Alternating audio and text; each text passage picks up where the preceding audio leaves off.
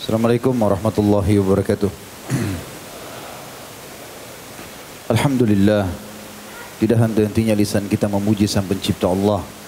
Sebagai seorang muslim dan mukmin, kita sangat yakin Allah tidak akan pernah pungkiri janjinya. Innallaha la yukhliful mi'ad. Dan juga Allah Subhanahu wa taala telah menjanjikan kita dengan memujinya, bersyukur kepadanya. Alhamdulillah, la in syakartum la azidannakum wa la in kafartum inna adzabi lasyadid. Selanjutnya kita panjatkan salawat dan taslim, salam hormat kita penuh dengan cinta dan rindu kepada manusia terbaik, manusia yang telah dinobatkan menjadi penutup para nabi dan rasul, pemimpin anak Adam di dunia dan juga di akhirat, orang yang pertama mengetuk pintu surga, dan orang yang telah sukses menjalani kehidupan muka bumi ini dengan segala kesuksesan, baik menjadi seorang suami, menjadi ayah, menjadi anak, dan juga menjadi seorang pakar ekonomi atau saudagar dan juga politikus yang sukses. Maka buah tidak akan jauh dari pohonnya.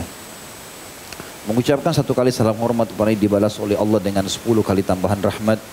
Andai saja dibalik 10 kali pengucapan salam hormat dibalas dengan 1 kali rahmat Allah, maka sudah cukup tentunya.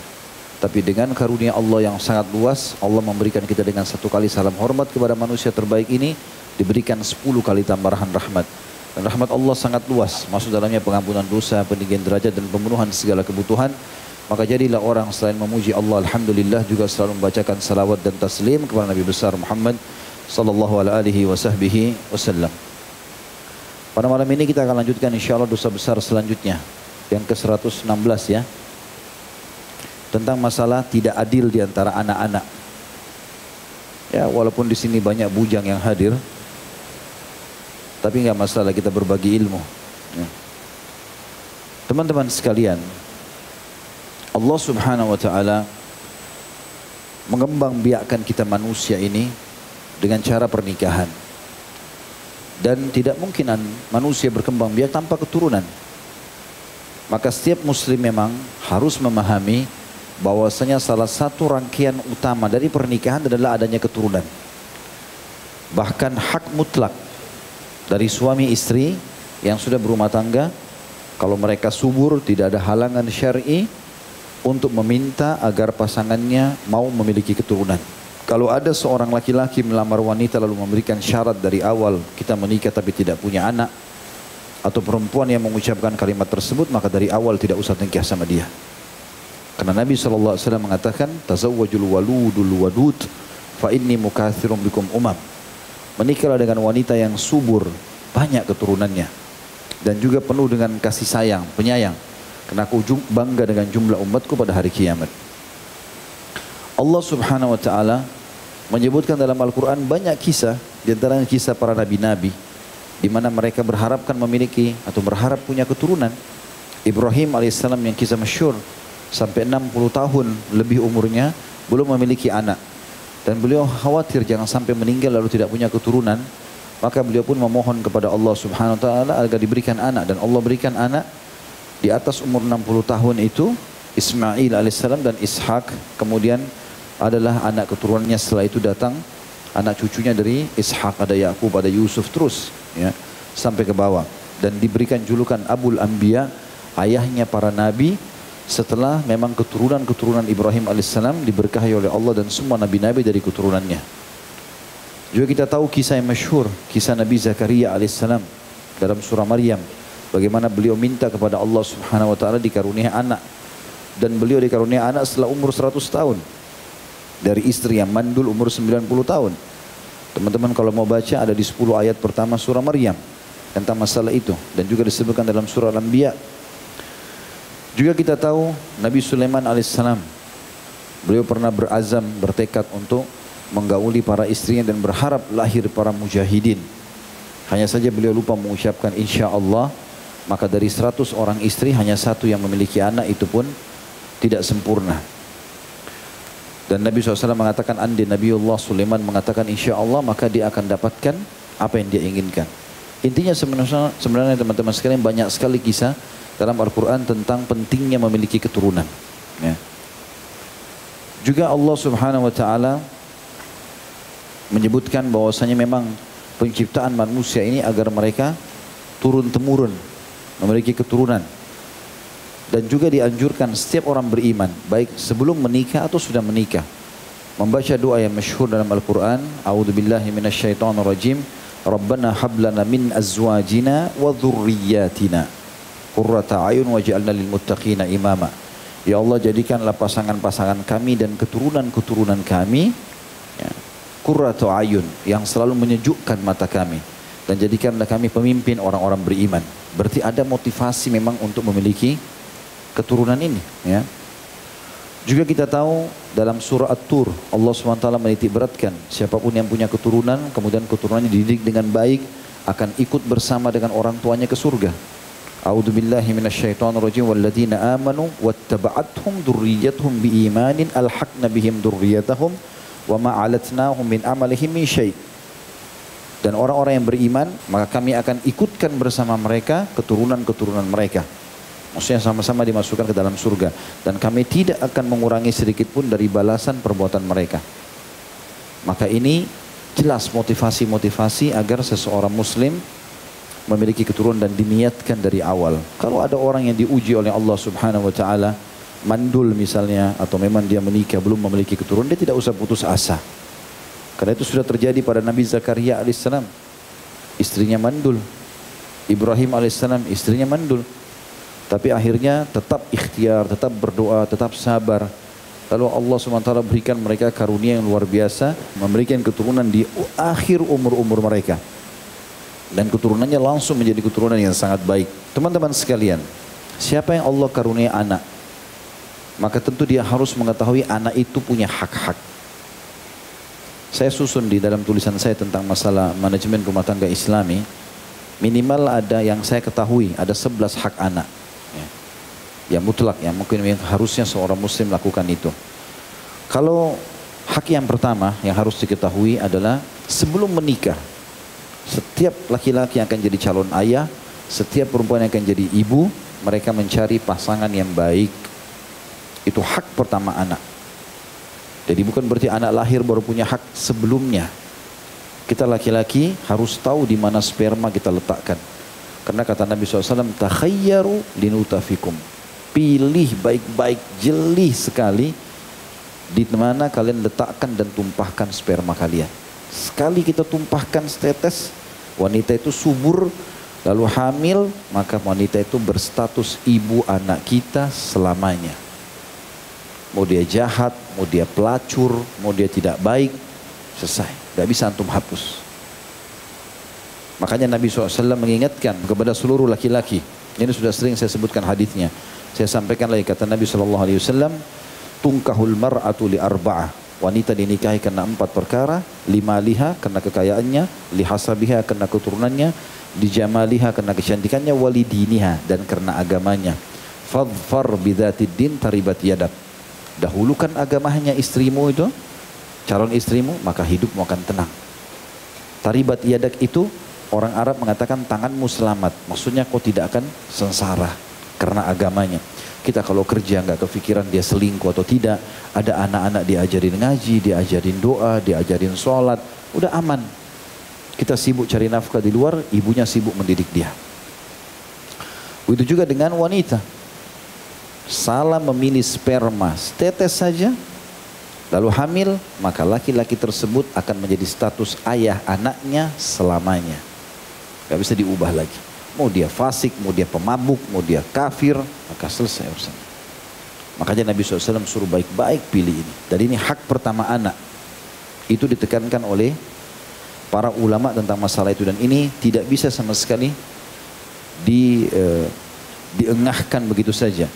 Makanya Nabi SAW bilang kepada para wanita, idza ja'akum man tardawna dinahu wa khuluquhu fazawwiju illam taf'alu takum fitnatun fil ardi wa fasadun kabir. Kalau datang kepada kalian yang kalian sudah ridhoi akhlaknya dan agamanya, terima pernikahannya. Laki-laki baik datang, terima saja. Bukan harta, bukan tampannya, agamanya bagus nggak? Cara ukurnya gampang. Sholat 5 waktu nggak di masjid? Pekerjaannya halal atau enggak?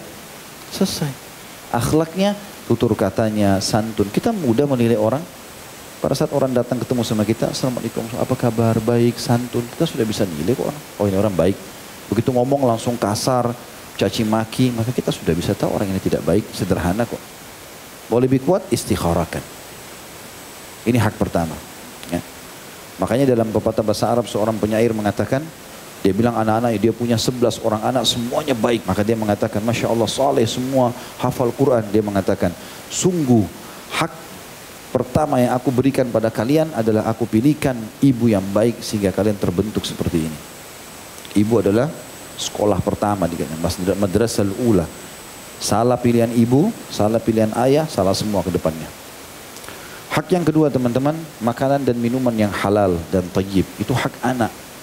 Jangan pernah masukkan setetes susu pun, ya, sebutir gula, sebutir beras di perut anak antum kecuali yang halal. Mau dia berbakti, masukkan yang halal. Subhanallah. Kata Nabi SAW dalam hadis Bukhari, lahmun nabata min suhtin an-naru awla bihi. Daging dan darah yang tumbuh dari sumber haram, maka neraka lebih pantas baginya. Kata para ulama, makna hadis ini adalah kalau orang sengaja makan yang haram, dia sengaja makan yang haram, maka dia terancam dengan neraka sampai dia taubat dan dia menebus berapa nilai yang pernah dia makan itu. Misal dia perkirakan dia pernah makan sumber haram 1 juta, dia sedekahkan untuk menghalalkannya. Juga masuk dalamnya adalah, kata sebagian ulama, nafkah yang diberikan kepada istri dan anak. Kapan itu haram, istri itu akan pasti membangkang. Anak-anak itu akan durhaka dengan dia. Itu efek daripada makna hadis ini. Neraka lebih pantas baginya, artinya dia bisa jadi ahli neraka. Dan ahli neraka buruk. Otomatis itu. Dan Allah subhanahu wa ta'ala menekankan dalam banyak ayat bagaimana seseorang di antara kita peduli dengan halalan thayyibah. Halalan thayyibah. Yang halal dan berkualitas. Halal berkualitas. Selalu begitu. Bahkan Allah hubungkan antara makan dan minum yang halal ini. Setelah mengatakan kulu washrabu, makanlah dari halal dan thayyib, lalu Allah mengatakan wala tattabi'u khutuwatis syaitan, dan jangan pernah ikuti langkah-langkah syaitan. Karena ternyata subhanallah sumber makanan minuman ini menjadi energi buat tubuh dan menjadi bagian dari tubuh kita, ya kan gitu. Kita tumbuh besar dari ASI ibu kita, tumbuh besar dari nafkah ayah kita. Kapan itu haram bisa terus menerus. Kata para ulama, banyak orang tua tidak menyadari ternyata penyebab utama kenakalan dan penyakit pada anak justru dari pendapatan haram. Jadi pastikan kalau pendapatan Anda halal, karena mayoritas masalah pribadi dan keluarga bersumber dari pendapatan haram. Ya. Dan ini cukup banyak sudah buku-buku yang ditulis. Saya pernah bilang teman-teman bisa kembali ke buku judulnya Akibat Makanan Haram. Kecil, 10.000 harganya, beli dan baca. Hak yang ketiga, akikah. Ya. Setelah dia lahir, dia akikah. Dan akikah ini dilakukan di hari ketujuhnya. Rasulullah SAW bersabda di dalam hadis riwayat Bukhari, Tirmidzi, An-Nasai dan Ibnu Majah, setiap anak harus diakikahkan, maka sembelihlah kambing untuknya dan hilangkanlah kesusahan darinya. Kesusahan maksudnya rambutnya dicukur dan tali pusarnya kalau sudah terlepas dibuang. Juga Rasulullah SAW bersabda dalam hadis yang lain, hadis sahih riwayat ahli sunan, An-Nasai, Ibnu Majah, Abu Dawud, Tirmidzi, semua meriwayatkan 4 orang ini. Kata Nabi SAW, setiap anak tergantung dengan akikahnya. Sembelihlah untuknya di hari ke-7 ia lahir, berilah ia nama dan cukurlah rambutnya. Nanti beri nama dan cukur rambut kita akan bahas ya. Sekarang kita bahas hak ketiga dulu. Itu nanti masuk dalam hak-hak yang lain. Hak ketiga adalah akikah. Dan akikahnya disebutkan juga dalam hadis riwayat Ahmad dan Tirmidzi dengan sanad sahih. Kata Nabi SAW, bagi anak laki-laki sembelihlah untuknya 2 ekor kambing. Dan bagi anak perempuan 1 ekor kambing. Juga Rasulullah SAW bersabda dalam hadis Ahmad dan Tirmidzi, bagi anak laki-laki 2 ekor kambing dan anak perempuan 1 ekor kambing. Dan bukanlah masalah kambing yang disembelih jantan atau betina. Yang penting umurnya cukup, mirip dengan Idul Adha. Minimal 1 tahun, tidak cacat, jantan atau betina boleh. Anak laki-laki 2, anak perempuan 1. Juga sabda Nabi SAW dalam hadis Al-Baihaqi, sesungguhnya kaum Yahudi hanya mengakikahkan anak laki-laki dan tidak mengakikahkan anak perempuan. Maka kalian akikahkanlah anak-anak laki-laki kalian 2 ekor kambing dan anak perempuan kalian 1 ekor kambing. Jadi memang seperti itu cara pembagiannya. Juga telah ditanyakan kepada Aisyah radhiyallahu anha oleh beberapa sahabat, kapan kira-kira akikah itu? Hadisnya riwayat Abu Dawud. Kata Aisyah radhiyallahu anha, hari ke-7 atau hari ke-14 atau hari ke-21. Tapi hadis yang paling sahih hari ketujuh.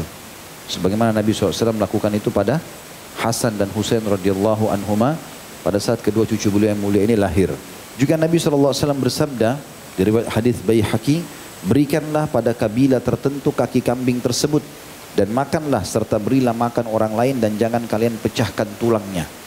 Sabda Nabi SAW ini diucapkan kepada Ali bin Abi Thalib dan Fatimah radhiyallahu anha pada saat Hasan dan Husain lahir. Jadi beliau perintahkan keduanya untuk berilah pada kabilah tertentu, bagi-bagi kambing ini, sebarkan kepada orang-orang. Lalu makan juga sebagian darinya, serta berilah makan orang lain dan jangan kalian pecahkan tulangnya. Kata sebagian ulama dari hadis ini bisa diambil pelajaran, daging akikah boleh sebagian masih mentah dikasih ke orang, sebagaimana Nabi SAW suruh kasih ke kabilah tertentu, itu tidak disuruh masak. Lalu Nabi bilang, kalian juga makan sebagian, yang habisil dimasak bagikan juga kepada orang lain. Maka boleh semuanya dimasak, boleh sebagian dimasak, sebagian dibagikan ke orang lain. Tapi sunnah Nabi SAW khusus kambing akikah, maka tulangnya tidak dipecahkan. Biasanya orang pecahkan untuk ambil sumsumnya dari dalam. Dan ini tidak boleh diganti ke hewan lain. Misal orang ganti ke sapi, orang ganti ke unta, dengan alasan misalnya, oh kalau sapi kan lebih besar, mungkin lebih besar pahalanya. Ini pernah terjadi dalam hadis riwayat Tirmidzi pada saat Abdurrahman radhiyallahu anhu, saudara kandungnya Aisyah radhiyallahu anha melahirkan, istrinya melahirkan, maka mereka sembelikan unta karena gembiranya lahirnya keponakan Aisyah ini. Maka Aisyah pun bertamu ke sana, lalu pada saat tahu beliau mengatakan keliru. Tetapi sunnahnya 2 ekor kambing yang sempurna. Karena ini anak laki-laki 2 ekor kambing tanpa cacat sebagai sedekah untuk bayi tersebut dan seekor untuk anak perempuan dan jangan dipecahkan tulangnya. Makanlah darinya juga berilah orang memakannya dan sedekahkan. Semua itu pada hari ke-7 dari lahirnya. Bila tidak sempat maka hari ke-14, bila tidak sempat maka hari ke-21. Hadis riwayat Tirmidzi ini masih khilaf antara ulama tentang kesahihannya, tetapi yang jelas potongan ya yang mengatakan hari ke-7 dan larangan untuk menyembelih selain kambing ini diterima oleh para ulama karena memang sesuai dengan sikap dan perilaku Nabi alaihi salatu wassalam. Apalagi tidak pernah dinukil kalau Nabi SAW pernah menyembelihkan atau menyuruh sahabat menyembelih unta padahal mereka mampu menyembelih pada saat itu. Juga Nabi SAW memerintahkan agar pada saat menyembelih disebutkan namanya. Disebutkan dalam hadis yang disebutkan oleh Sahibul Musannaf di nomor 7963, kata Nabi SAW, sembelihlah dengan menyebut nama bayi dan ucapkanlah Bismillah, Bismillah Allahumma laka wa ilaika. Ini mirip dengan kalau kita sembelih umumnya, Bismillah Allahumma laka wa ilaika, baru disebutlah nama, bahwasanya akikah ini untuk fulan, namanya anak tersebut. Hak yang keempat setelah akikah adalah mencukur rambutnya. Ini dianjurkan dicukur tidak lebih dari hari ke-7, mirip sama akikah tadi. Berdasarkan hadis yang diriwayatkan Tirmidzi dari Ali radhiyallahu anhu, beliau berkata bahwa Rasulullah SAW menyembelih untuk Hasan seekor kambing, lalu Nabi SAW bersabda kepada Fatimah, wahai Fatimah, gundullah rambutnya atau ya, cukurlah rambutnya dan sedekahkan perak seberat rambutnya. Ali berkata, aku kemudian menimbang rambutnya dan beratnya sekedar uang 1 dirham, lalu aku membagikannya. Jadi sunnahnya menyukur semua rambut itu. Kalau misalnya ada di antara bapak ibu, biasanya juga ibu-ibu begitu khawatir, mungkin kepalanya bayinya masih lembut segala macam, tidak usah khawatir. Insya Allah rambut mereka dengan hikmah Allah Subhanahu Wa Taala juga masih sangat lembut. Jadi disentuhkan sedikit saja itu sudah gugur semuanya. Dan tugas kita setelah mencukur rambut habis, menimbangnya dengan timbangan perak atau emas, kemudian kira-kira nilainya berapa gram, sedekahkan. Misal dia cuma menilai 1 gram, 1 gram harganya 300.000, ya sudah kita sedekahkan 100.000. Rambutnya dibuang saja, ya, karena memang yang dibutuhkan adalah dicukur. Saya pernah lihat beberapa cuplikan, menurut saya itu sangat bagus hikmahnya di YouTube, tentang kalau antum ketik di YouTube hikmah mencukur rambut bayi. Jadi ada penelitian secara ilmiah, ternyata rambut bayi yang dibawa dari dalam perut itu masih banyak mengandung darah-darah yang melekat. Ya. Maka lebih baik untuk kesuburan kulit kepalanya memang dicukur. Dan umumnya bayi-bayi yang dicukur dengan yang tidak dicukur beda dari sisi kesehatan kepalanya. Nah, maka seperti itulah kurang lebih hikmah daripada mencukur rambut ini. Dan Nabi SAW melarang untuk qaza. Ya. Sebagaimana Abdullah bin Umar radhiyallahu anhu berkata, Rasulullah SAW melarang al-qaza atau memotong sebagian rambut bayi dan membiarkan sebagian yang lain. Ini hadis riwayat Bukhari. Mirip orang di sini botak, di sini ada, sini botak, sini ada. Itu namanya qaza, nggak boleh. Kalau kita cukur, maka usahakan dari seluruh penjuru, boleh sebagian lebih pendek dari yang lain, tapi tidak terlalu kelihatan. Misal umumnya orang di sebelah kanan kiri kan lebih pendek dari yang bagian atas, tapi tidak terlalu menonjol, hanya sekedar untuk merapikan saja. Kalau ada orang betul-betul di kiri kanannya habis sama sekali dan di atas ada, ini masuk dalam istilah qaza. Dilarang oleh Nabi alaihi salatu wassalam. Hak yang kelima, tahnik. Dan tahnik artinya mengunyahkan kurma dengan halus lalu menempelkan di langit-langit bayi. Sedikit saja ya. Dan usahakan cari kurma yang lembut sekali. Kita sebagai orang tuanya kunyah aja sendiri. Baca bismillah, pakai tangan kanan, dikunyah sampai halus, sedikit saja. Dari satu butir kurma itu dikunyah sedikit, kemudian ditempelkan ke langit-langitnya. Biarkan dia mengisapnya. Ini waktu baru lahir. Udah dibersihkan sama perawat-perawat di rumah sakit, berikan dia itu. Dan lanjutkan terus. Sebagian ulama mengatakan 7 hari pertama sampai tiba hari akikahnya. Ada yang mengatakan juga lanjutkan saja. Intinya yang Nabi SAW lakukan adalah selalu mentahnik bayi-bayi yang dibawa kepada beliau. Hampir semua bayi yang lahir di Madinah, Nabi SAW seringkali menerimanya. Yang menerima bayi-bayi tersebut. Kemudian Nabi SAW memberikan nama dan mentahniknya serta mengelus bagian kepalanya. Jadi dikunyah lembut kurma sampai harus lalu ditempelkan di langit-langit. Dan ini insya Allah termasuk sunnah Nabi SAW dan juga sangat membantu pencernaan bayi. Karena kurma masuk ke dalam tubuh. Sebenarnya kurma banyak fungsinya. Di antaranya juga ulama mengatakan kalau wanita akan melahirkan untuk mempermudah pembukaan itu makan kurma. Kalau ada teman-teman yang menikah terus istrinya mau melahirkan untuk mempermudah itu, baru pembukaan 1, pembukaan 2, maka diberikan kurma, apalagi kurma rutab yang basah. Hadits yang dari Abu Musa al-Asy'ari radhiyallahu anhu, beliau berkata, suatu hari aku dikaruniakan anak yang baru lahir. Kemudian aku mendatangi Nabi SAW, kemudian beliau memberi nama padanya bayi tersebut dan beliau mentahniknya dengan sebutir kurma. Di kurma itu berulang-ulang diambil sampai habis 1 butir, tapi pelan-pelan ya, karena bayi nggak seperti kita, dia belum bisa ngunyah, dia hanya menyedot saja, maka sedikit saja. Juga Aisyah berkata dalam hadis riwayat Muslim, Rasulullah SAW selalu saja kalau dibawakan anak kepadanya, beliau mendoakan mereka dan mentahniknya. Masuk hak yang ke-6. Ini khilaf di antara ulama tentang masalah ini ya, tapi saya angkat untuk supaya kita jelaskan khilafiyah mereka tentang masalah azan ya di kuping bayi pada saat lahir. Kalau dalam mazhab Syafi'iyah, Hanafiyah dan juga Ibnu Qayyim serta sebagian Malikiyah memastikan adanya azan di telinga bayi. Beranjak daripada hadis Ubaidillah bin Abi Rafi' radhiyallahu anhu dari ayahnya radhiyallahu anhu majma'in, beliau berkata, aku melihat Nabi SAW mengumandangkan azan di kuping Hasan bin Ali seperti azan solat. Hadis riwayat Ahmad, Abu Dawud dan Tirmidzi.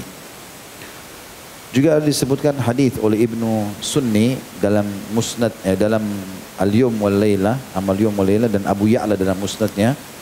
Husain bin Ali radhiyallahu anhu mengatakan bahwa Rasulullah SAW bersabda, setiap bayi yang baru lahir diazankan di telinga kanannya dan diiqamahkan di telinga kirinya, maka Sibyan tidak akan membahayakannya. Juga Ibnu Abbas berkata radhiyallahu anhu, Nabi SAW azan di telinga kanan Hasan bin Ali pada hari lahir dan iqamah di telinga kiri, diriwayatkan oleh Al-Baihaqi dalam Syu'aibul Iman. Pendapat kedua mengatakan tidak ada azan, tidak ada iqamah. Dikarenakan semua riwayat tadi 3 disebutkan adalah dilemahkan oleh para ulama hadis. Ya, disepakati seperti itu. Maka mereka mengatakan lebih pantas seorang muslim untuk tidak menerima itu. Ada juga pendapat ketiga yang mengatakan boleh azan tidak ada iqamah. Karena hadis tentang azan lebih umum dan hadis-hadis tentang iqamah disepakati tentang kelemahannya. Intinya teman-teman di sini khilaf di antara ulama. Ya, yang merasa pendapatnya atau berpegang pada pendapat yang lebih kuat silakan saya, tapi tidak boleh kita menyalahkan orang lain. Hak yang ketujuh dari anak adalah khitan. Dan khitan maknanya disebutkan dalam fikih sunnah di jilid 1 halaman 37, memotong kulit penutup bagian kepala atau ujung kemaluan laki-laki dan memotong kulit bagian atas kemaluan perempuan. Berarti dua-duanya ada khitan, laki-laki dan perempuan. Dan Nabi SAW bersabda dalam hadis Bukhari Muslim, 5 fitrah. Artinya 5 hal yang harus dijaga bagi seorang muslim, tidak boleh luput. Yang pertama, khitan. Sunat ini. Yang kedua, mencukur kumis bagi orang yang sudah dewasa. Yang ketiga, ini pernah kita bahas masalah mencukur kumis ya.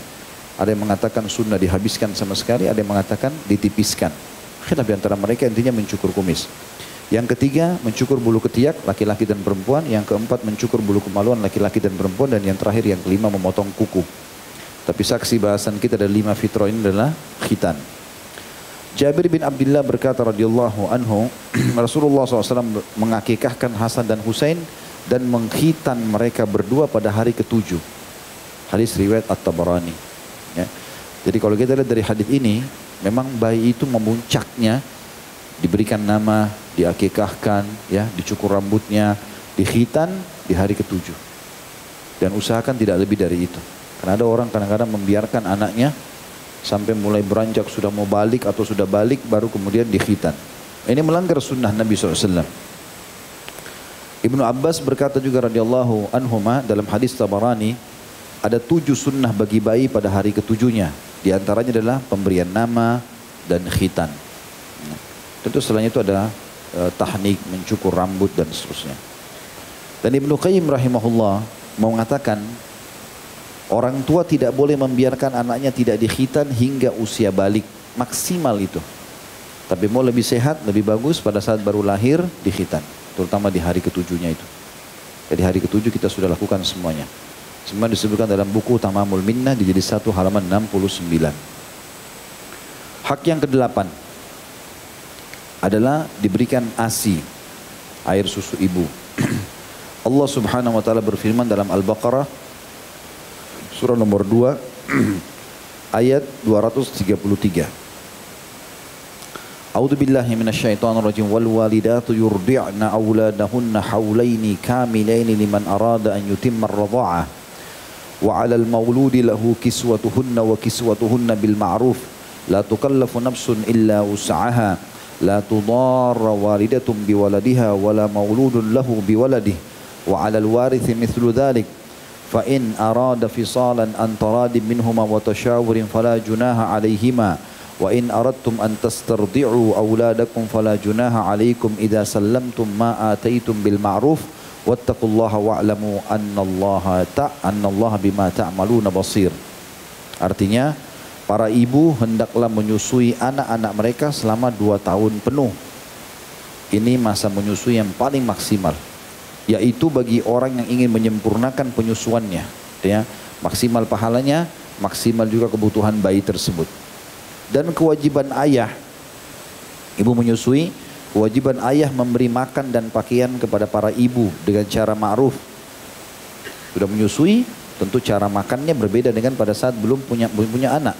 Orang kalau menyusui, ibu-ibu lebih tahu, biasanya lebih cepat lapar. Ayahnya ini, ayah bayi ini harus paham memberikan makanan lebih bagus, pakaian lebih bagus, ya.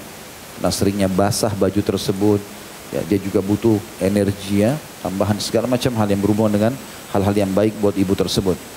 Seseorang tidak dibebani melainkan menurut kadar kesanggupannya. Tapi walaupun disuruh seperti itu para suami, para ayah, tetap sesuai dengan kadar kesanggupannya. Janganlah seorang ibu menderita kesengsaraan karena anaknya, dan seorang ayah juga karena anaknya.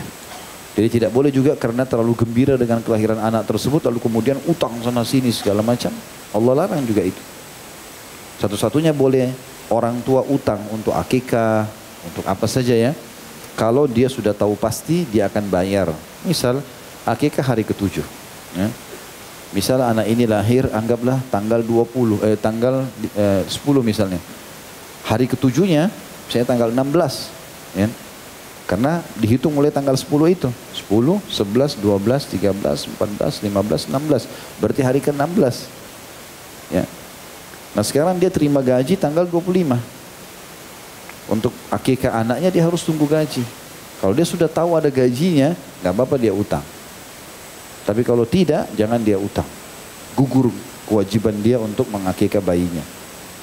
Jelas ya? Ya. Makanya dikatakan di sini para ayah atau para ibu tidak boleh dibebani, ya, tidak boleh menderita kesengsaraan karena anaknya, dan juga ayah karena anaknya. Dan waris pun berkewajiban demikian. Nah, artinya ahli waris boleh membantu kalau mau bantu, tapi tidak ada beban.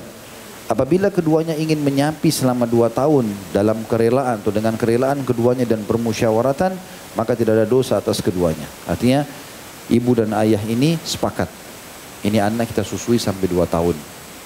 Dan sebagian ulama mengatakan normalnya seseorang memiliki anak ke anak yang lain itu minimal habis masa menyapi ini. Jadi per 2 tahun, di tahun yang ketiga baru punya anak lagi, begitu terus, ya. Ini yang normalnya. Tapi kalau ada yang mengurangi jatah 2 tahun itu, ulama mengatakan tidak masalah, ya. Ada juga yang membatasi minimal 6 bulan, ya. Kalau secara medis sekarang kan sudah ditentukan kalau setelah ASI 6 bulan sudah boleh ditambah dengan makanan tambahan yang lain. 6 bulan pertama itu dimurnikan ASI. Kalau dalam syariat kita malah 2 tahun itu murni ASI semuanya, gitu kan. Nah, kalau sudah 6 bulan tidak ada masalah. Mereka mau berhentikan pun tidak ada masalah. Apalagi kalau memang si ibu itu menghadapi masa kehamilan. Lalu dikatakan maka tidak ada dosa dan tergoda. Dan jika kamu ingin anakmu disusui oleh orang lain pun, misal perempuan itu tidak punya ASI ibunya, maka boleh disusui oleh perempuan lain yang punya ASI, ya. Tapi Allah ingatkan di sini. Allah bilang, dan jika kamu ingin anakmu disusukan oleh orang lain, maka tidak ada dosa bagimu apabila kamu memberikan pembayaran menurut yang patut. Bayar ibu itu, susunya dibayar untuk kemuliaan anak ini. Jangan dikasih susu gratis, ya. Bertakwalah kepada Allah dan ketahuilah Allah Maha melihat apa yang kamu kerjakan. Tentu juga di sini teman-teman yang dimaksud dengan dibayar adalah kalau memang dasarnya ibu itu bekerja untuk itu, ya.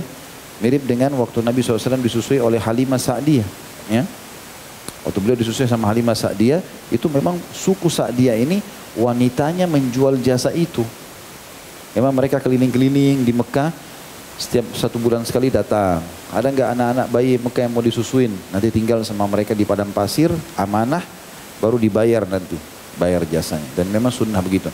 Tapi kalau misalnya teman sama temannya, kebetulan ibu A sama ibu B. Ibu A ini tidak punya ASI yang banyak, ibu B punya ASI yang banyak. Ada sebagian ibu-ibu subhanallah memang begitu. Allah SWT hanya kasih bisa menyusui dalam seminggu, 2 minggu, habis itu ASInya habis. Kuasa Allah SWT. Maka di sini boleh dia minta temannya atau tetangganya susui anaknya. Kalau dia memang bukan pekerjaannya, cuma lillahi ta'ala dia mau bantu, maka nggak apa-apa juga, nggak usah dibayar. Yang dibayar ini kalau memang betul-betul itu profesinya dia, ya. Maka itu sunnahnya, jadi boleh saja. Dan ini juga perlu bagi akhwat kita yang mau menyumbang donor ASI, dia harus bertakwa kepada Allah SWT dengan cara memberikan nama jelas dia. Karena anak bayi itu kalau sudah disusui sampai 5 kali dan kenyang, berarti jadi anak susuan. Dan kata Nabi SAW, berlaku pada susuan apa yang berlaku pada nasab, seperti keluarga udah mahram. Tapi yang kena mahram hanya orang yang disusui. Misalnya saya disusui oleh ibu tetangga. Ibu tetangga ini punya 3 anak perempuan. Kalau saya sampai kenyang 5 kali menyusui, berarti saya nanti jadi mahram bagi ibu tersebut pada saat saya dewasa. Ini bicara kalau bayi, anak-anaknya ibu itu yang 3 perempuan menjadi mahram saya. Gak boleh menikah. Tapi tidak berlaku unsur timbal balik, ya.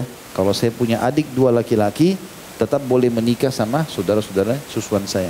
Karena cuma saya yang berlaku pada mereka, mereka tidak berlaku pada keluarga saya. Seperti itulah. Hak yang ke-9, memilihkan nama yang baik. Berang daripada hadis Abu Dawud, kata Nabi SAW, kalian akan dipanggil pada hari kiamat dengan nama-nama kalian dan nama orang tua kalian. Maka perindahlah nama-nama kalian. Cari nama-nama yang paling bagus, yang sebutannya bagus, maknanya bagus, gitu, ya. Juga dalam hadis Bukhari, kata Nabi SAW, bernamalah dengan nama para nabi. Dan nama yang paling Allah cintai adalah Abdullah dan Abdurrahman. Dan nama yang paling jujur adalah Harith dan Humam. Serta yang paling buruk adalah Harb. Harb itu artinya perang. Dan Murrah artinya pahit. Jadi Nabi SAW suruh kita kasih nama yang terbaik. Makna daripada sabda Nabi SAW, bernamalah kalian dengan nama para nabi-nabi, artinya pakai nama-nama mereka dan cukup 1 nama. Jelas nggak ini? Jadi kalau Yusuf, Yusuf saja. Harun, Harun saja. Musa, Musa saja. Tidak ada Muhammad, Yusuf, Harun. Muhammad Nabi, Yusuf Nabi, Harun Nabi. Siapa yang mau dipanggil? Hah? Jangan tersinggung kalau ada yang punya nama itu di sini ya. Saya cuma kasih contoh. Karena kadang-kadang kita tidak paham. Bahkan kebanyakan nama Muhammad SAW, nama yang paling mulia, pemimpin anak Adam, itu cuma jadikan simbol saja. Cuma nama di KTP, nggak pernah dipanggil dengan Muhammad. Kenapa? Nah, panggil nama yang baik. Bahkan Nabi Muhammad SAW lebih baik daripada nabi-nabi yang lain. Misalnya diberikan nama Muhammad Musa, Musanya yang dipanggil, Muhammadnya enggak. Kenapa? Jadi mereka cuma taruh simbolik saja gitu. Jadi kalau pakai nama Muhammad, Muhammad saja, kau usah tambah yang lain. Misalnya Yusuf, Yusuf saja, Harun, Harun saja. Itu lebih baik dan dipanggil lengkap. Jangan mat. Sup. Memangnya sup yang mau dimakan? Yusuf, nama yang benar. Nabi yang paling tampan, kalau sup lain lagi. Itulah. Jadi nggak usah panjang-panjang namanya. Karena tradisi kita di Indonesia begitu, namanya panjang sekali. Yang unik ini saya sudah sering ulangi materi ini, subhanallah, masih ada ikhwah datang kepada saya, Ustaz, nama anak saya fulan. 3 sampai 4 nama. Ya akhi, anak sudah nasihati antum pakai nama satu. Oh ini permintaan mertua, ini permintaan orang tua. Banyak benar orderannya ini. Cukup nama, ya. Satu-satunya nama yang boleh dinisbatkan 2, itu nama dinisbatkan kepada Allah, kayak Abdullah. Nah itu ya penisbatan penghambaan kepada Allah. Abdurrahman, Abdul Ghafur, Abdul Syakur, itu lain karena nama Allah. Penisbatan penghambaan kepada Allah. Selain daripada itu enggak usah. Makanya kita tidak pernah temukan. Coba ada enggak nama nabi-nabi yang dari 2? Enggak ada. Adam, Nuh, Saleh, Syuaib, Hud, 1 nama. Ya, benar enggak? Baik istri-istri Nabi, Aisyah, Hafsah, Sofiyah. Yang digabung Ummu Salamah itu bukan namanya beliau. Ummu Salamah karena anaknya namanya Salamah. Tapi ada Saudah, ya, Juwairiyah, 1 nama. Jadi nggak usah ditambah-tambah. Siti Aisyah, Siti itu tradisi orang Mesir kalau bilang Siti artinya ibu. Orang bilang Siti Aisyah di Indonesia berarti ibu Aisyah. Masa baru lahir dipanggil ibu? Harus ngerti artinya. Jangan tersinggung kalau saya bilang. Karena kita harus jelaskan hukumnya supaya diubah ke depan. Coba tanya orang Mesir, Siti itu maksudnya ibu-ibu gitu. Siti Aisyah maksudnya ibu Aisyah. Masa bayi dipanggil ibu gitu kan? Aisyah saja dan panggil Aisyah lengkap. Pernah ada orang gitu tanya, Ustaz berikan nama anak-anak. Saya kasih nama-nama istri Nabi, Aisyah, Hafsah, Sofiyah. Ustaz nama itu sudah banyak orang pakai. Nggak apa-apa. Masa antum mau cari nama yang tidak ada orang pakai sama sekali? Di mana itu? Masa kita mau ngarang-ngarang sendiri? Nama-nama yang mulia itu kita pakai kan? Maka tidak apa-apa walaupun orang sudah banyak pakai, nggak ada masalah gitu. Kemudian juga dalam hadis yang lain ada nama-nama yang diharamkan, tidak boleh antum pakai. Nama ini haram untuk dipakai. Seperti misalnya disepakati oleh para ulama menggunakan penisbatan penghambaan kepada selain Allah, seperti Abdul Ali, Abdul Amr, Abdul Zaid, Abdul Dinar, ya.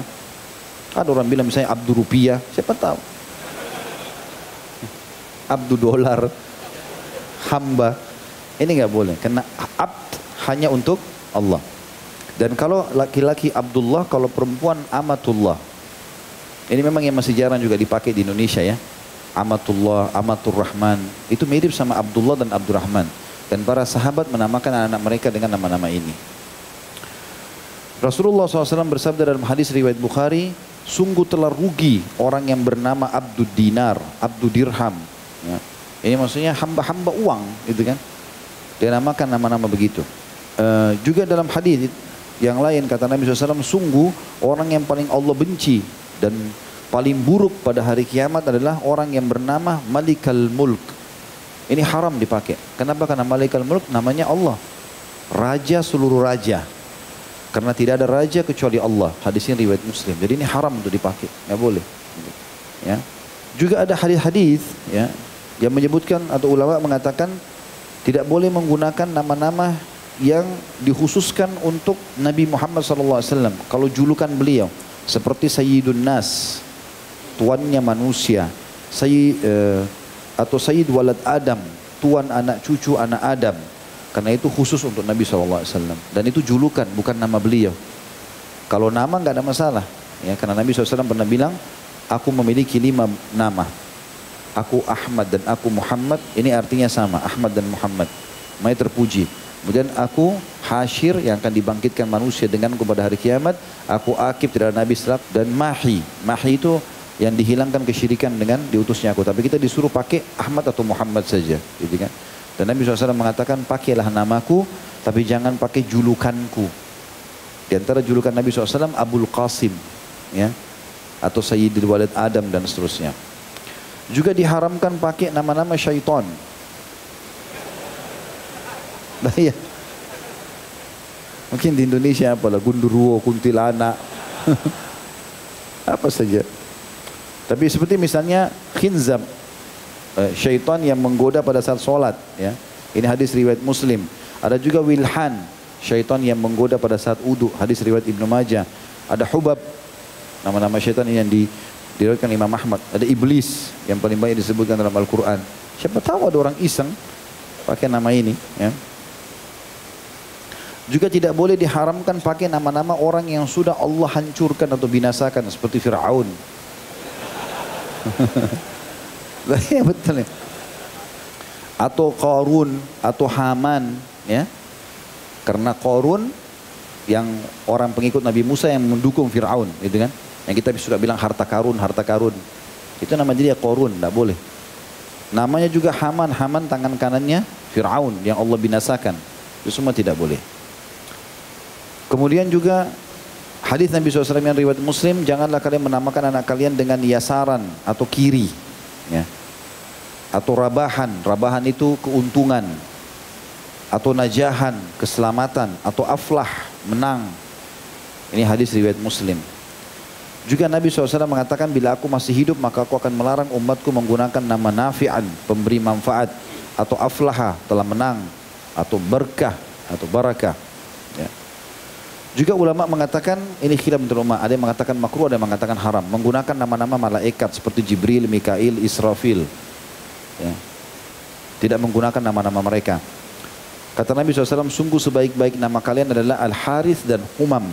Sesempurna nama adalah Abdullah dan Abdurrahman. Saling menamailah dengan nama para nabi dan jangan kalian menamai dengan nama malaikat.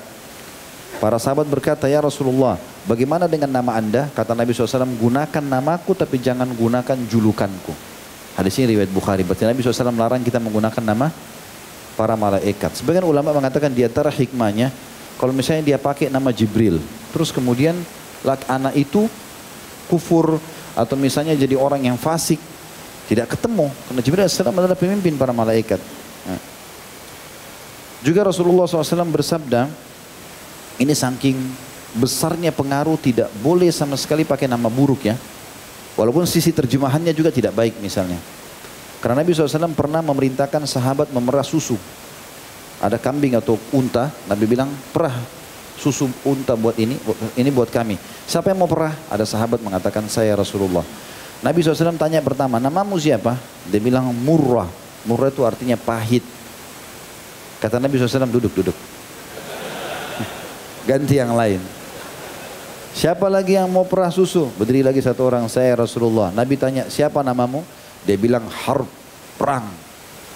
Kata Nabi SAW, duduk. Ganti yang lain. Siapa yang mau perah buat kami? Berdiri lagi satu orang. Nabi tanya, siapa namamu? Dia bilang Ya'ish. Ya'ish itu artinya hidup. Kata Nabi SAW, perahlah buat kami. Hadis riwayat Imam Malik. Sampai perah susu saja nggak boleh nama sembarangan. Nah. Berarti ini bisa mungkin masuk juga dalam syarat untuk mencari pegawai. Tes namanya. Karena kan dia mau bekerja buat kita. Ini perah susu aja nggak boleh nama sembarangan, apalagi bekerja. Ya. Rasulullah SAW juga tidak menyukai nama-nama yang berarti buruk. Sebagaimana dalam sabda beliau pernah melewati gunung, lalu beliau ada 2 gunung, lalu beliau tanya, berhenti dulu, diberhentikan semua pasukan. Nabi tanya, siapa yang tahu nama gunung 2 ini? Ada namanya nggak? Ada sahabat bilang, saya tahu ya Rasulullah. Kalau sebelah kanan anda, namanya Fadhih. Fadhih itu pembongkar aib. Ya. Terus yang sebelah kiri anda namanya Mukhzi, penghina. Lalu Nabi SAW mengatakan kalau gitu cari jalan lain. Ada orang iseng kadang-kadang, gunung ini namanya ini, gunung ini namanya, ngarang-ngarang. Itu sudah cukup untuk membuat Nabi SAW tidak mau pakai di situ. Tidak mau lewat, padahal nama saja. Gitu kan?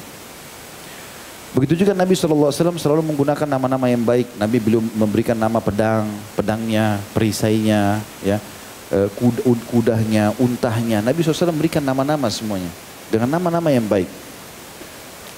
Juga ulama sepakat selain haram ada makruh. Kalau yang makruh itu seperti menggunakan potongan-potongan awal Al-Quran. Seperti alif, lam, mim, ha, mim. Ya. Maka itu termasuk dianjurkan untuk tidak. Baik, izinkan saya tutup sampai ini. Karena ada 11 saja. Poin ke-10, hak anak adalah pendidikan dan perlindungan. Dan Allah Subhanahu wa taala menyebutkan dalam surah Tahrim masalah itu. Surah nomor 66 ayat 6. Allah berfirman, "A'udzubillahi minasyaitonirrajim. Ya ayyuhalladzina amanu qu anfusakum wa ahlikum naran wa quduhan nasu wal hijaratu 'alaiha malaikatun giladun syidadun la ya'sunallaha ma amarahum wa yaf'aluna ma yu'marun." Hai orang beriman, peliharalah dan selamatkan dirimu dan keluargamu dari api neraka. Kata ulama, keluarga sini adalah istri dan anak. Selamatkan mereka dari api neraka. Yang bahan bakarnya dari manusia dan batu, penjaganya malaikat-malaikat yang kasar, keras dan tidak mendurhakai Allah terhadap apa yang diperintahkannya kepada mereka dan selalu mengerjakan apa yang diperintahkan. Ya. Dan sampai pada tingkat teman-teman sekalian, kalau kita terbunuh membela anak-anak kita, termasuk mati syahid. Kata Nabi SAW, siapa yang terbunuh membela hartanya, ia mati syahid. Barang siapa yang terbunuh membela keluarganya, istri dan anak-anaknya, dia mati syahid. Barang siapa yang terbunuh membela kehormatannya, dia mati syahid. Dan terus saja seperti itu. Kemudian dalam pendidikan anak-anak, kita harus mengetahui, dalam anak nanti pendidikan ini, haknya dia adalah dididik masalah tauhid. Selalu kembalikan kepada Allah. Kemudian kenalkan tentang Syama'il Muhammadiyah. Ya, tentang Syama'il Muhammadiyah itu siapa Nabi Muhammad SAW secara fisik, secara akhlak, seperti apa sih? Gitu. Kemudian pengenalan tentang agama Islam yang benar sesuai dengan wahyu Al-Quran dan Sunnah. Pengenalan para salafus saleh, sahabat, tabi'in dan tabi'in. Kemudian membiasakan hiburan anak itu ya, adalah majelis ilmu, kunjungi rumah anak yatim, fakir miskin, rumah sakit untuk menjelaskan bahwasanya ini ya, orang sakit dan kita sudah sehat, alhamdulillah bersyukur. Perpustakaan, situs-situs bersejarah terutama berhubungan dengan Islam, baik dalam negeri atau luar negeri, dan hindari semaksimal mungkin pergaulan jalanan dan juga memperbanyak ke pasar kecuali darurat kalau pasar itu. Kemudian kontrol pergaulannya dan pilih lembaga pendidikan yang berkualitas. Ya. Ini semua termasuk dalam pendidikan anak yang sehat. Insyaallah saya lanjutkan nanti sebentar karena masih ada beberapa poin. Melihat waktu iqamah sudah dekat, kita lanjutkan insyaallah setelah itu. Subhanakallahumma bihamdika, asyhadu an la ilaha illa anta astaghfiruka wa atubu ilaik. Wassalamualaikum warahmatullahi wabarakatuh. Bismillah. Assalamualaikum warahmatullahi wabarakatuh. Alhamdulillah wassalatu wassalamu ala Rasulillah. Segala puji dan puja kehadirat Allah Subhanahu wa taala. Juga salawat dan taslim kepada Nabi besar Muhammad sallallahu alaihi wasallam. Tadi terakhir kita jelaskan hak yang ke-10 dari anak-anak adalah pendidikan. Dan sudah saya jelaskan poin teman-teman sekalian pentingnya penanaman akidah yang paling pertama. Poin dasarnya adalah selalu kembalikan kepada Allah. Nah, jangan tinggalkan sholat karena Allah memerintahkannya. Bukan karena ibu atau ayah. Sedekah ini karena Allah perintahkan. Ini karena ini. Selalu Allah. Akidah. Yang kedua, kenalkan tentang Syama'il Muhammadiyah. Tentang masalah fisik, akhlak, juga sejarah lengkap Nabi Muhammad SAW. Makanya dari kecil kita belikan buku-buku sejarah Nabi Muhammad SAW. Bacakan setiap kali mau tidur. Selalu sebutkan. Dan selalu nama Nabi SAW ini terbiasa. Nabi SAW, Nabi SAW. Makan dengan tangan kanan nak. Karena Nabi SAW perintahkan. Begini dan begitu semuanya. Masuk kamar mandi, keluar kamar mandi, doa mau tidur. Semua kita sebutkan ajaran dari Nabi SAW. Yang ketiga, pengenalan agama Islam dari sumber yang benar. Wahyu, Al-Quran dan Sunnah. Yang keempat, pengenalan tentang para salafus saleh dari sahabat, tabi'in, tabi'in, kisah mereka lah. Ya. Kisah para nabi-nabi, kisah para sahabat, kisah para tabi'in. Dan buku-buku sekarang sudah cukup banyak yang diterbitkan. Kemudian yang keempat, membiasakan, atau yang kelima maaf, membiasakan hiburan anak dalam majelis ilmu. Buat mereka dari kecil, seperti ikhwan-ikhwan yang bawa anak-anaknya, Masya Allah kecil-kecil ini bagus. Jadi mereka terbiasa kau ini adalah hiburannya. Jadi mereka kalau apa majelis ilmu. Bahkan sebagian ikhwah cerita sama saya mengatakan, karena saya sudah biasakan anak Ustaz sampai akhirnya dia merasa atau mengingatkan saya jadwal. Hari ini kan ada jadwal ini ayah. Ya. Maka diajak ke sana gitu. Kunjungi rumah anak yatim, rumah fakir miskin yang lebih susah gitu ya. Supaya mereka bersyukur, rumah sakit. Tapi rumah sakit yang kira-kira tidak terlalu banyak juga pasiennya. Hanya untuk menunjukkan, apalagi kalau ada kerabat yang sedang sakit nih, lihat bagaimana orang kalau sakit susahnya. Dan kita sekarang sehat, kita harus bersyukur. Perpustakaan agar mereka terbiasa baca buku, informasi. Ya. Kemudian situs-situs bersejarah, terutama Islam dalam negeri atau luar negeri. Dan juga hindari pasar dan mal kecuali darurat. Kemudian yang keenam adalah kontrol pergaulannya. Kita yang atur sama siapa dia berteman. Bukan dia yang pilih. Ya. Makanya teman-teman biasakan tanya, siapa namanya temannya nak di sekolah, biarin dia sebutnya. Biarkan dia sebutkan, oh teman saya ada si fulan, si fulan, si fulan. Saya kadang-kadang dulu sama anak begitu. Terus saya tanya, siapa di antara teman-temannya yang paling pinter? Oh si fulan gitu. Siapa yang kira-kira tidak pinter? Oh si fulan. Kenapa yang itu pintar? Oh karena dia suka bertanya sama guru. Dia kalau ditanya dia bisa jawab, bacaannya bagus. Kenapa yang satu nggak pinter? Karena dia suka malas, dia tidur, dia segala macam. Nah, itu kita bisa bilang sama dia, nak jadi seperti yang ini ya. Misal, kita kontrol pergaulannya. Harus tahu teman-teman, anak-anak itu bergaul sama siapa. Kemudian yang selanjutnya, yang ketujuh, adalah pilihkan lembaga pendidikan yang berkualitas. Ya. Paling bagus pesantren sebenarnya ya. Kalau tidak sekarang sudah banyak Islamic boarding school. Dan ingat dalam poin ini, antum yang pilih, bukan anak yang pilih. Kalau saya bilang, nak mau sekolah di mana? Enggak. Antum bawa, masukkan, biayai. Jadi kita yang pilih. Dan ini penting sekali. Walaupun kadang-kadang mungkin anak kita masih ada yang berkeluh kesah, tapi nggak usah khawatir. Saya pernah cerita, ada seorang dokter di Saudi. Dia cerita bahwasanya dia satu waktu pernah datang ke satu kota. Maaf, bukan satu kota, kayak satu pesantren lah kalau kita sekarang di Indonesia. Di situ tuh lembaga tahfidz Quran. Dan belajar agama saja gitu. Dia bilang begitu saya datang ke sana, banyak anak-anak, Masya Allah penuh, hafal Quran. Jadwal dari pagi sampai malam padat. Setelah saya ceramah motivasi mereka tentang hafalan Quran, pendidikan agama, selesai ada satu anak datang. Kelihatannya anak ini anak orang kaya, karena dari penampilannya segala, omongannya juga tertata. Padahal anak ini masih baru tamat SD, kan kita umur-umur SMP. Terus dia bilang, Syekh, saya ini anaknya Fulan. Rupanya waktu disebut nama ayahnya memang pejabat di Saudi. Saya anaknya Fulan. Kata syekhnya, iya kenapa? Dia bilang, Syekh saya mau minta satu hal, bisa enggak? Kata syekhnya, silakan. Anak itu bilang, karena saya sudah berusaha, tidak pernah berhasil. Kata syekhnya, silakan. Dia bilang, saya minta anda bicara sama ayah saya supaya saya dikeluarkan dari sini. Mau keluar dari pesantren. Kata syekhnya, enggak mungkin saya minta kau berhenti dari pesantren, ini tempat hafal Quran, pendidikan agama. Dia bilang, tapi syekh seperti anda lihat, dari pagi sampai malam, hafal terus. Sementara sepupu saya Fulan, sekolah di Amerika, sepupu saya Fulan sekolah di Eropa, ada juga yang sekolah di luar, bebas mereka bagaimana mereka mau. Saya sendiri yang dikekang sama ayah saya. Kata syekhnya, saya sabarkan, sabarlah, gini begini, insya Allah ada kebaikan. Syekh bilang, sudahlah, dia nangis, anak itu kayak sudah tidak ada harapan, masuk ke pesantren kembali. Kata syekhnya, mungkin 10 tahun setelah itu, udah lama waktunya.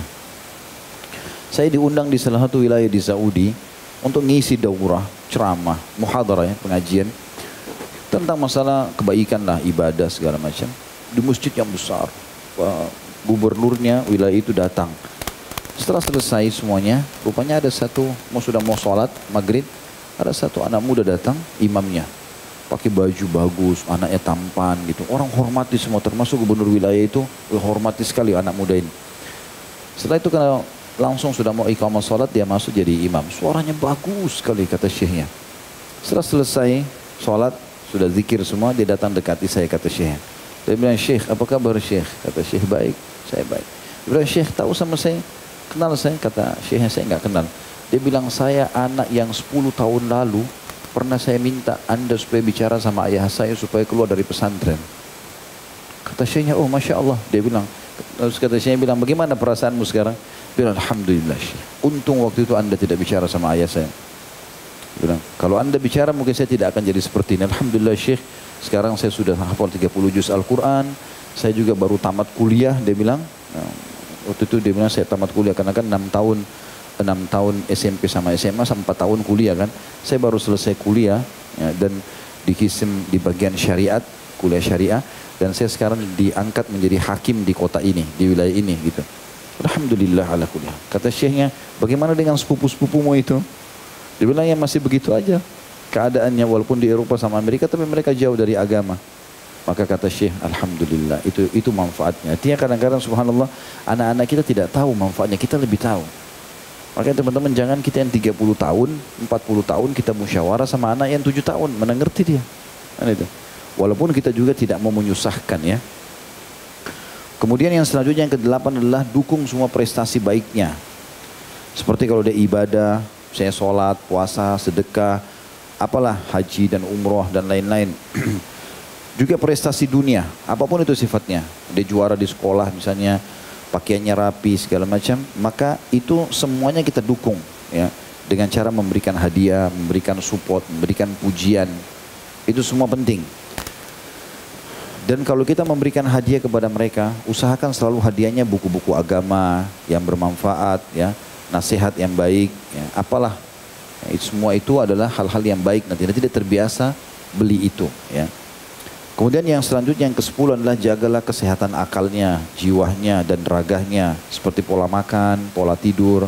Seperti misalnya anak-anak sekarang masalah handphone ya, harus dikontrol. Bagaimana caranya mereka kalaupun pakai handphone itu handphonenya dikontrol, dan handphone pun bisa dipakai misalnya di hari ini dan hari itu misalnya. Di istri saya di rumah itu terapin anak-anak cuma Sabtu Ahad lagi libur boleh pegang handphone. Handphone pun diawasi, lihat apa nih gitu. Maka mereka sibuk belajar di hari-hari sekolah itu.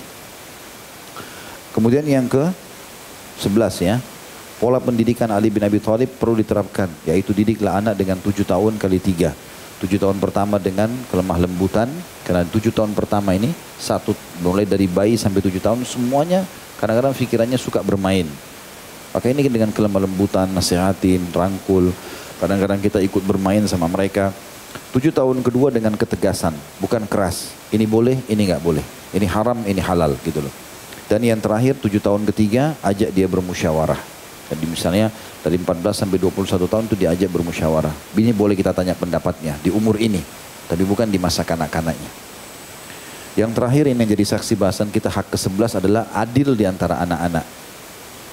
Dan itu Allah Subhanahu wa taala sebutkan dalam surah Al-Maidah surah nomor 5 ayat 8, di antara potongan ayatnya di situ adalah, atau saya baca semua ayat saja. A'udzubillahi minasyaitonirrajim. Ya ayyuhalladzina amanu kunu qawwamina lillahi syuhada'a bil qist wa la yajrimannakum syana'anu qaumin ala alla ta'dilu i'dilu huwa aqrabu littaqwa wattaqullaha innallaha khabirum bima ta'malun. Hai orang beriman, hendaklah kamu jadi orang-orang yang selalu menegakkan kebenaran karena Allah, menjadi saksi dengan adil, dan janganlah sekali-kali kebencianmu terhadap satu kaum mendorong kamu untuk berlaku tidak adil. Berlaku adillah, karena adil itu lebih dekat kepada takwa, dan bertakwalah kepada Allah, sungguhnya Allah Maha mengetahui apa yang kamu kerjakan. Kata ulama, kau harus adil dalam masalah ini, antara anak-anakmu, antara istri-istrimu, antara persahabat-sahabat, antara pokoknya semua yang berhubungan dengan masalah. Kita harus berlaku baik, maka kita adil semuanya. Ini yang dimaksud dengan firman Allah Subhanahu wa taala. Dan Nabi SAW merincikan itu dalam hadis-hadisnya tentang makna i'dilu huwa aqrabu littaqwa, berlaku adillah karena itu lebih baik atau lebih dekat dengan ketakwaan. Dalam sabda beliau, samaratakanlah pemberian di antara anak-anak kalian. Seandainya aku boleh mengutamakan di antara anak-anak, aku akan dahulukan anak perempuan. Jadi memang anak perempuan didahulukan, kalaupun memang sampai memang harus ada dahulukan, tapi tidak boleh. Dalam masa hidup harus semuanya sama, gitu kan? Satu-satunya keadaan yang kata para ulama tidak disamakan adalah porsi, misalnya porsi makan.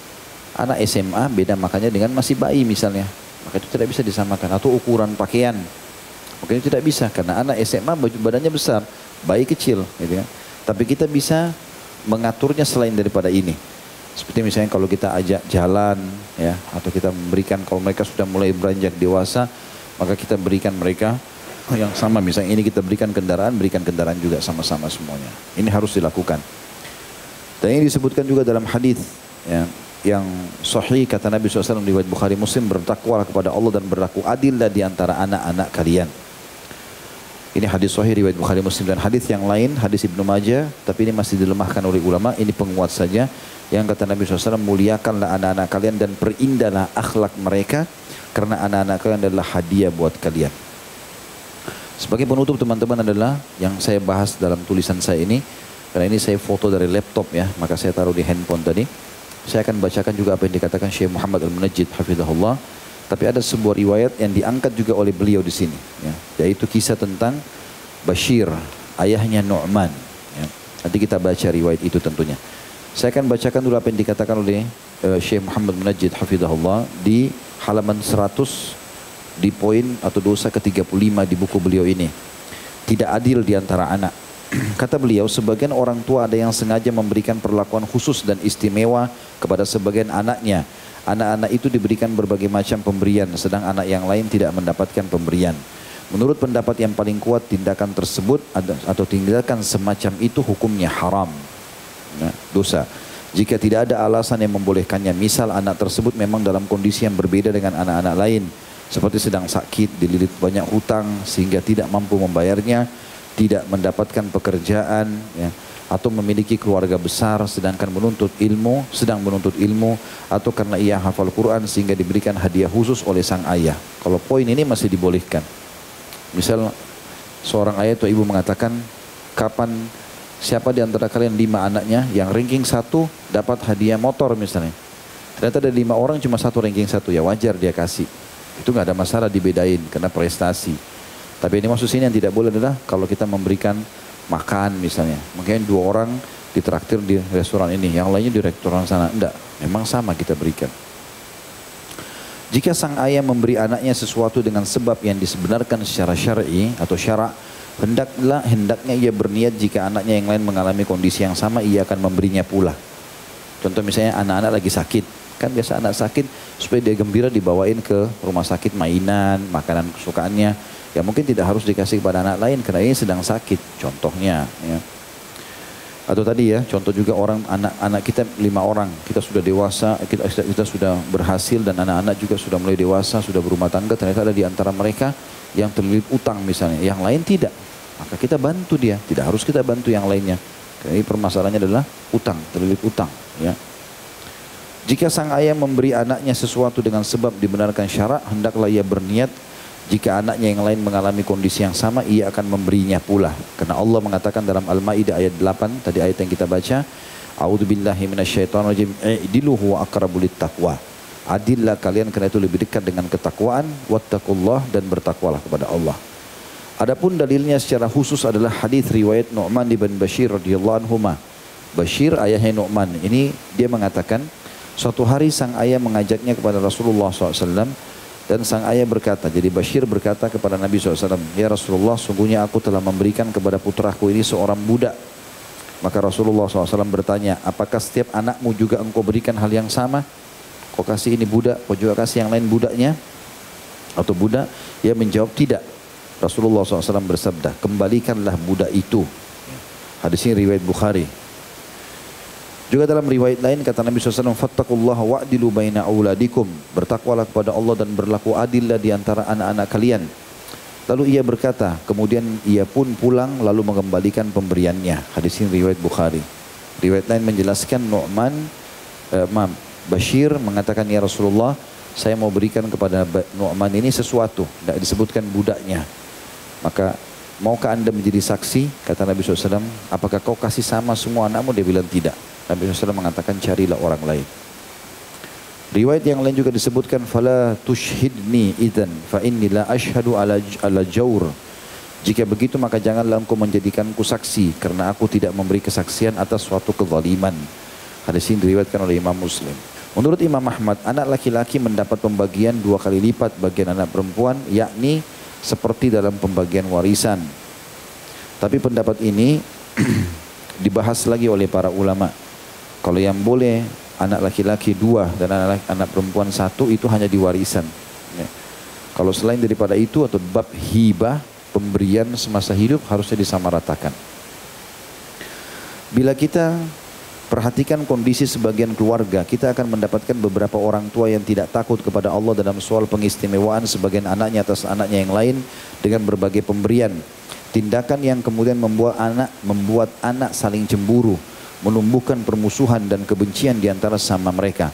Sebagian ayah mengistimewakan salah seorang anaknya hanya karena wajah anaknya tersebut mirip dengan keluarga dari pihak ayah, sedang yang lain dianak tirikan karena lebih menyerupai wajah keluarga dari pihak ibu. Atau ia mengistimewakan anak-anak dari salah satu istrinya atau salah seorang istrinya, sedangkan anak-anak dari istri yang lain kurang ia pedulikan. Hal itu misalnya dengan memasukkan anak-anak dari istri yang paling disayangi ke sekolah-sekolah favorit, sedangkan anak-anaknya dari istri yang lain tidak demikian. Padahal akibatnya tindakan tersebut kelak akan kembali pada dirinya sendiri. Sebab pada umumnya mereka yang dianaktirikan tidak mau membalas budi kepada orang tuanya.